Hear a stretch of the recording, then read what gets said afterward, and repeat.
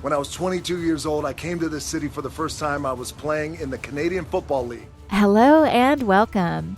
Dwayne Johnson, also known as The Rock, is an actor, producer, businessman, retired professional wrestler, former American football player, and former Canadian football player. He's widely regarded as one of the greatest professional wrestlers of all time. He wrestled for the World Wrestling Federation. I believe anything is possible, right? I live in the world of possibility. For 8 years before pursuing an acting career. His films have grossed over $3.5 billion in North America and over $10.5 billion worldwide, making him one of the world's highest-grossing actors. It's hard to argue that Dwayne "The Rock" Johnson isn't a living, breathing success story. And be anchored in with who I am. So when I first started wrestling, he not only rose through the ranks of the grueling WWE circuit to become an internationally known champion professional wrestler, but he then managed to parlay that celebrity into a career as one of the biggest action stars in Hollywood history. However, like so many other success stories, his journey included failures that left him discouraged. And I remember thinking to myself, God, please don't let this be too bad. Heartbroken and doubting himself. On his way to the NFL, Johnson suited up for the Calgary Stampede in the Canadian Football League, only to get cut days later, derailing whatever plans and hopes he had harbored for a pro football career. Johnson returned home to live with his parents in Florida. He had all of $7 in his wallet. The Rock has said the low point, the $7 moment, motivated him to do more. We've all had $7 moments, and we'll have them again. But you've got to get up and have faith. Years later, we look back and realize it's the best thing that never happened. Sometimes in life, something you want so badly, your dreams that don't happen, sometimes they're the best things that never happen.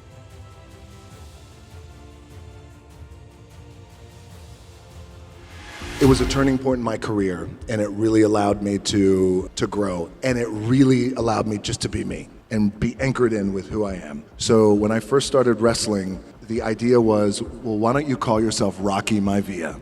Out of respect for your dad, Rocky Johnson, grandfather, Peter Maivia. I hated the name. And I thought, well, I just wanted to make my own way, and I wanted to be independent. I love my family, but I don't want to do it like that because it feels like I'm trying to leverage their fame. The powers that be said, nope, that's your name. I was also told, well, when you go out and you wrestle, you have to smile. I want you to smile big. This is in the WWE. I still see every opportunity that I have as like a little crack in the wall, a little scratch. And it's almost as if like every opportunity the scratch represents every opportunity.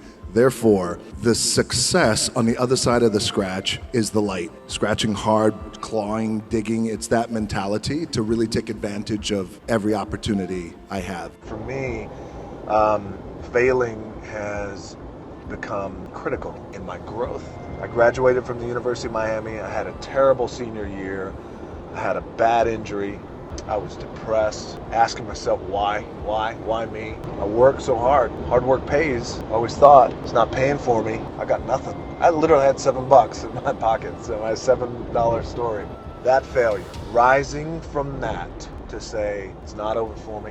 I'm immediately going to launch myself into training for professional wrestling. I couldn't have launched myself with that type of training that I did every day for hours in a boxing ring that was stiff like concrete every day for hours. I couldn't have launched myself with that type of mentality had I not fallen on my face after 10 years of football and failed football player who wound up moving back in with his parents at 24.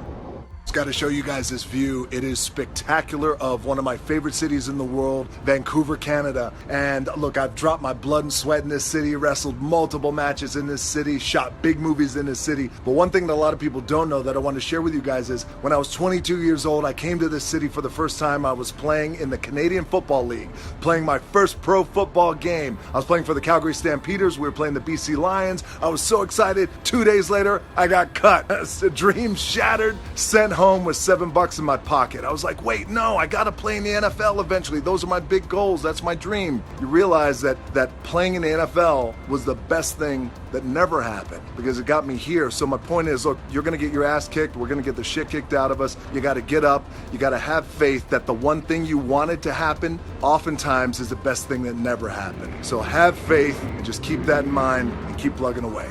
golden rule, I can tell you this, that I believe anything is possible, right? I live in the world of possibility. And I also believe that we can accomplish anything with our two hands and just putting in the work with our two hands. And also, you hear this often, but it's really, really true. You gotta find something, if you love what you do and be passionate about what you do and find something that you can be passionate, like, it really helps. It gives you that motivation when you wake up in the morning.